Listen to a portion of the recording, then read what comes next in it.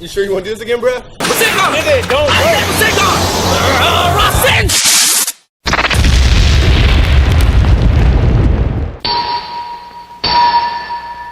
There's two things I want to say before starting this video, and the first thing is at this time of recording is Father's Day, so I want to say happy Father's Day to all of the fathers out there, including mine, because I know he's watching this video. I hope you all are having a wonderful day. Props to y'all for trying to be the best father that you can possibly be. I just want to let you know it's really much appreciated, and honestly it really means a lot. I know it may be hard sometimes to be a father, but at the end of the day you're trying your best, and that's all that really matters. So with that being said, just keep doing you. Now the second thing I want to talk about is Film Red. Y'all been asking for this for quite some time now, and since we're getting a break episode next week, it's looking more likely that y'all be getting that Film Red video very soon, either this week or definitely next week. But that's going to be the next video I drop, like after this video, no joke at all. So now that I brought y'all good news, all I ask y'all to do is hit that notification bell, and if you're new, subscribe, and yeah, let's hit that 70k, y'all. I'm not going to recap what happened last episode. All y'all need to really know is the episode ended off with Bakori hoeing people like he did years ago. Dude just never learns. So the episode begins with the Sorbet Kingdom going up into flames, and all of these innocent people are just trying to get up out of the fire. The citizens there were trying to help all of the injured get back to the church, and one of those citizens was Kuma. As you can see, he was trying his best to help every single body he can. These poor innocent people had to watch their houses get burned down, all because Bakori bitch ass. So you best believe they had a lot of hate in their heart for him. This little girl started crying about her mommy. Once Kuma seen that, he couldn't bear it, so he wanted to go save her as he go dashing into the flames. Next we cut to Bakori long nose ass, and he wasn't really talking about nothing for real, but besides the fact that the country in the Far East has the same approach, and he said that it was successful. He also said that celestial dragon praised their town for being beautiful and free of garbage. For the sake of the people, the country, and the immense happiness of the population, we must be sometime ruthless and carry out the reforms. Yeah, buddy. Okay. Besides all of that, it was a bunch of protesters that gathered up at Bakori's front door because they didn't like what he was doing to the south. They was calling him murderer, telling him to stop, all of that. They just wasn't messing with it. Wanna know what Bakori allowed his guards to do?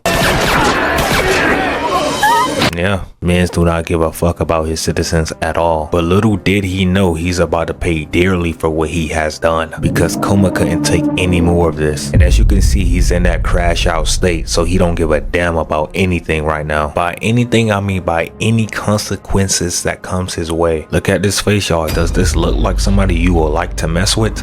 I don't think so. With that being said, Kuma went dashing towards them full speed ahead and knocked them out in one go. After that, Bakori was asking him, what do you want? Then proceeds to tell him, I'll give you all of the areas that I burned down. And to put the cherry on top, he said, I got rid of all of the human garbage. With him saying that, that triggered something in Kuma, making him remember what happened to that little girl mother. She died. Bakori tried shooting at Kuma, but as you can see, none of those bullets was working. Kuma was so filled to the brim with rage, he had no choice but to let it all out. As he walks up to this so-called king,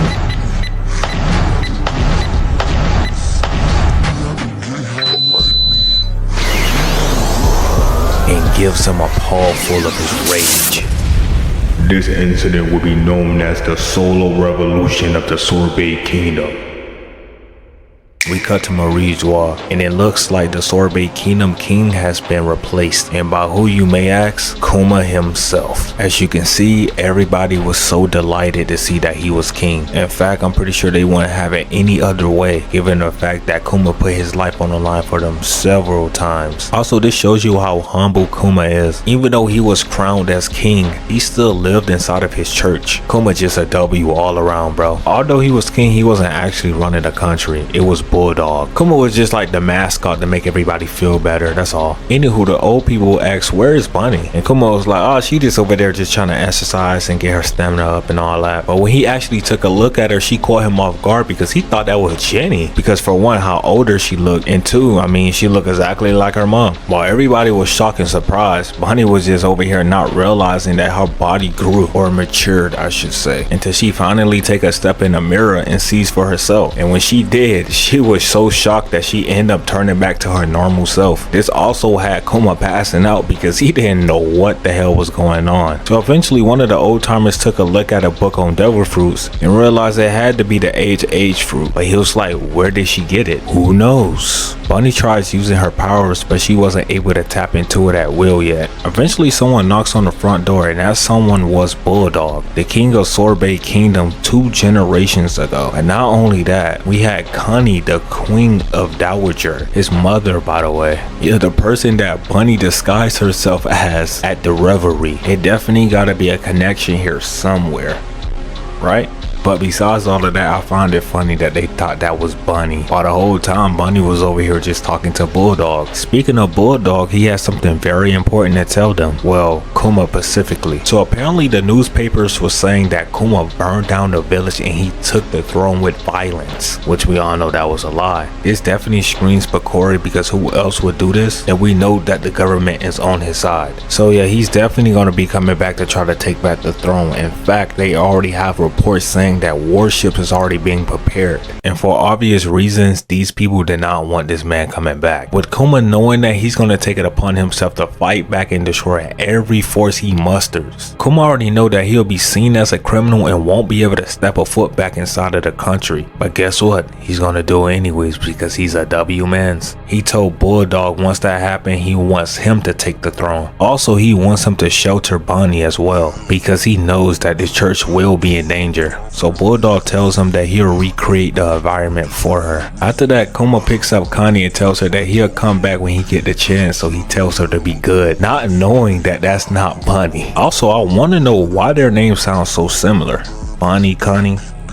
Kuma tells Bunny to listen to Bulldog and Connie. Bunny was sad though because she didn't want to see her father go. To protect you and everyone in this country, I must go. Bunny hugs Kuma. Then we next see Kuma on C saying that you got some nerve coming back here. But Corey had 3 big ass warships ready for Kuma, but Kuma wasn't phased at all. But Corey started calling Kuma a tyrant and everything. That's how Kuma later on get the title as Kuma the Tyrant. Anywho, Kuma didn't waste no time. This man hops up in the air and creates like this big massive machine gun. That's what it looked like, I ain't gonna lie. As they just standing there having no choice but to get cooked. By the way, y'all can't tell me bro ain't looking like this. He's fried. Not only that, look at Kuma's face. He's not playing no games. But yeah, he one-shots them with no problem at all.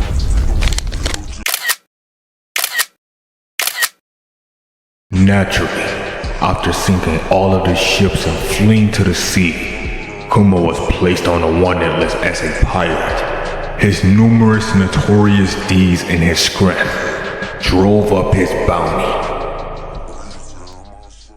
After that, we cut to Connie and Bonnie. Connie makes some food for Bonnie, but Bonnie didn't care about none of that because she missed her dad. Connie tells her that her dad is a hero, but Bonnie was like, I don't care, he's my dad. Bonnie yells out when she become 10, she gonna become a pirate too. From then on, Kuma traveled all across the world just to save Bonnie from that disease. Like seriously, he was going everywhere. And I want y'all to peep that all of the places that he went at is where he sent all of the straw hats at. But anyways, he started asking around, did they know about the disease that she had?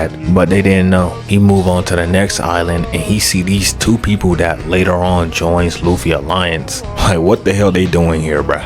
Kuma didn't waste no time and took them off the map. But yeah, pretty much he asked around everywhere, but nobody knew what the disease was, which eventually led to Kuma crying because, I mean, he just wanted to see his daughter okay. Time passes on a little and it becomes daytime. Next thing you know, the Revolutionary Army pulls up on Kuma. We see younger Bello and Morley saying what's up to Kuma, and Bello was getting a bit too comfortable with my boy Kuma, sitting all on him and everything. Eva and Inazuma was imprisoned. In all our time apart, you became a king, a tyrant, and a pirate. Kuma was like he felt like a different person. Bella was like nobody in the Revolutionary Army will fall for that newspaper article. Then after that she asked Kuma can she be the captain of the Eastern Forces. Kuma tells her yeah, and then she started hopping away. But anyways, let's get straight to the point. Dragon wanted to talk to Kuma about Bonnie because he actually found somebody that can actually help her out, and that person was no other than Dr. Vegapunk. So once he told Kuma that, you already know what Kuma went to go do. He went to go pick up Bonnie and take her right there straight to Dr. Vegapunk Vegapunk. Once he did, he ends up showing Vegapunk Bonnie, and Vegapunk says that she has sapphire scales. That's the name of the disease. Not only did he tell him what it was, he also said that he was able to cure it, which made both Kuma and Bunny delighted to hear that news. Vegapunk tells Kuma that he's going to create stem cells and transplant them, but to do so is going to require a lot of time and money. After doing some data on Kuma, he realized that he's a buccaneer. You see, Vegapunk wanted to make clones, but he wanted to find the right person to do that with. He told Kuma if he donate his blood and give him permission to create clone soldiers out of him,